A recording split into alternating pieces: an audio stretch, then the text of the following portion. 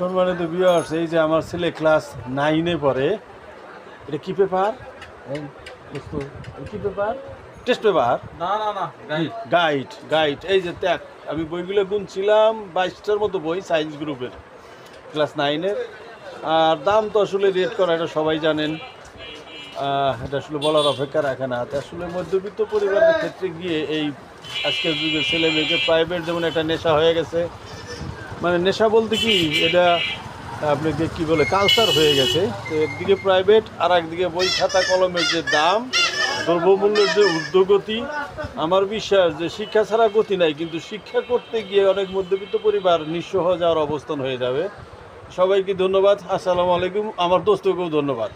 এটা হচ্ছে আমাদের দেওয়ানগঞ্জ গরুহাটির পাশে শিফা লাইব্রেরি। ও আর আমি একসাথে হাই স্কুল জীবনে লেখাপড়া, পাশাপাশি বসবাস। এখন পর্যন্ত বন্ধু আছি। ও দাঁড়িয়ে রাখছে, আমি দাঁড়িয়ে রাখি নাই। ও মেয়ে বিয়ে দিছে, আমি মেয়ে বিয়ে দিই নাই। এইটুকু ডিফারেন্স আছে। সবাই দোয়া করবেন। আসসালামু আলাইকুম।